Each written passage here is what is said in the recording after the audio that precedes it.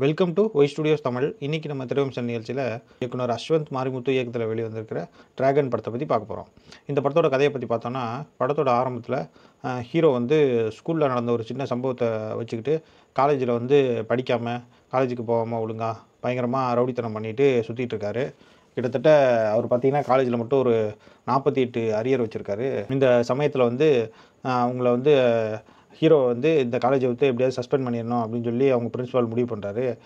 இந்த நேரத்தில் பிரின்ஸிபால் வந்து அவங்க ஹீரோவுக்கு ஒரு சேலஞ்சு கொடுக்குறாரு. என்னென்னா, நீ வந்து ஒரே அட்டம்ப்டில் 48 பேப்பரை க்ரியேட் பண்ணிடணும், 3 மாதம் லீவ் போடாமல் கிளாஸுக்கு வரணும், அப்படி இருந்தேன்னா உன்னை நான் வந்து திருப்பி இந்த காலேஜில் சேர்த்துக்கிறேன் அப்படின்ற மாதிரி சொல்கிறாரு.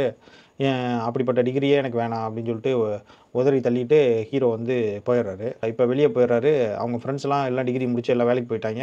தலைவர் மட்டும் சும்மாவே இருக்கார். எவ்வளோ நேரம் தான் சும்மா இருப்பார், எவ்வளோ நாள் தான் சும்மா இருப்பார், ஒரு 2 வருஷம் கிட்ட சும்மா இருக்கார். இந்த மாதிரி நேரத்தில் அவங்க காலேஜில் வந்து ஹீரோவுக்கு வந்து ஒரு காதலி இருக்காங்க. அவங்க வந்து இவன் இப்படியே சும்மா தான் இருப்பான், இவங்கிட்ட இருந்தால் நமக்கு வேலைக்கு ஆகாது அப்படின்னு சொல்லி காதலியும் நீ வேஸ்ட்டு அப்படின்னு சொல்லிட்டு விட்டு போயிடுறாங்க. அப்போ தான் ஹீரோவுக்கு உரைக்குது நம்ம வந்து எவ்வளோ வேஸ்ட்டாக இருக்கோம் அப்படின்னு. ஸோ திடீர்னு ஹீரோ வந்து என்ன பண்ணுறாரு, ஒரு முடிவெடுத்து நாம் வந்து ஹீரோயின் கல்யாணம் பண்ணிக்கிட்டவனோட அதிகமாக சம்பாதிக்கணும் அப்படின்னு சொல்லிட்டு முடிவெடுத்து போகிறாரு. எப்படி போக முடியும், ஹீரோட்ட தான் டிகிரியே இல்லையா, எப்படி போக முடியும் அப்படின்னு பார்த்தா, ஹீரோ வந்து ஒரு ஃபேக் சர்டிஃபிகேட் ரெடி பண்ணுறாரு. ரெடி பண்ணி ஒரு கம்பெனியில் கொடுத்து ஜாயின் பண்ணி ஹீரோயின் கல்யாணம் பண்ணிட்டு போனவனோட ₹1 அதிகமாக சம்பளம் வாங்கி அந்த கம்பெனிக்கு போயிடுறாரு.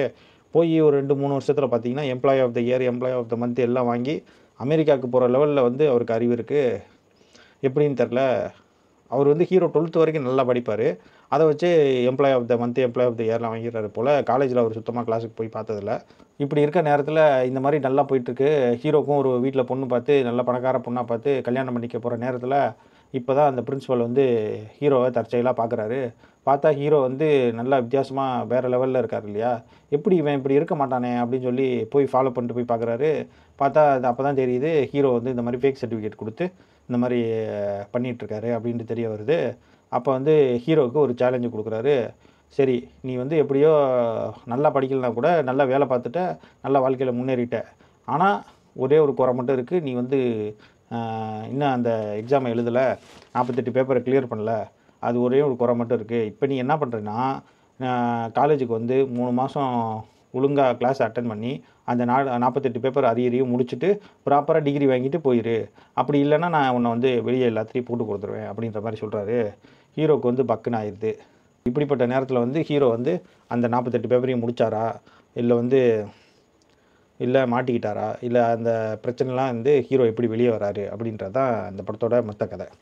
படம் வந்து ரொம்ப நல்லா இருக்குது அப்படின்னு எல்லோரும் சொல்கிறாங்க. ஆனால் வந்து படம் நல்லா தான் இருக்குது. ஆக்சுவலாக எல்லா சீனுமே இன்ட்ரெஸ்டிங்காக இருக்குது. எல்லா சீன்லேயுமே ஒரு காமெடி இருக்குது. ஒரு சென்டிமெண்ட் சீனில் கூட ஒரு சின்ன காமெடி வச்சு தான் சொல்கிறாங்க. அதனால் வந்து படம் போர் அடிக்காமல் போகுது, அதெல்லாம் ஓகே.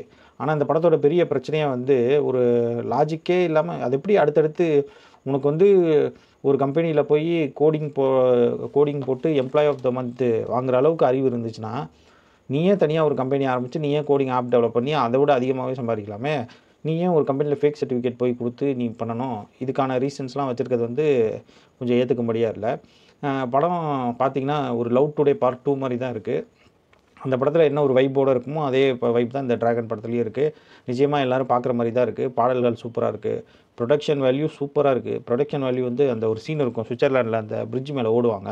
அப்போலாம் ஆடியன்ஸ் அப்படின்றாங்க, அப்பா செம்ம இடம்ல அப்படின்றாங்க. ப்ரொடக்ஷன் வேல்யூனா அப்படி இருக்கணும் அப்படின்ற மாதிரி இருக்குது. நல்ல ப்ரொடக்ஷன் வேல்யூ, மியூசிக்கு, ஹீரோ கேஸ்டிங்கு எல்லாமே சூப்பராக இருக்குது. ஒரே ஒரு சில லாஜிக்கான விஷயங்கள் வந்து ஒன்றும் சரிப்பட்டு வர மாட்டேங்குது. அதை விட கிளைமேக்ஸ் வந்து கொஞ்சம் கிரிஞ்சாக இருக்குது. அவ்வளோதானே தவிர மற்றபடி இந்த படம் வந்து கண்டிப்பாக குடும்பத்தோடு போய் என்ஜாய் பண்ணி பார்க்குறதுல ஒரு இதுதான். நிறையா ஒரு மாதிரியான ஒரு சீன்லாம் இருக்குது. 16+ படம் தான், அதையும் நீங்கள் கொஞ்சம் பார்த்துக்குங்க. கண்டிப்பாக இந்த படம் வந்து லவ் டுடே என்ஜாய் பண்ணவங்களுக்கு இந்த படமும் கண்டிப்பாக ஒரு என்ஜாய் பண்ணுற மாதிரி இருக்கும். நன்றி.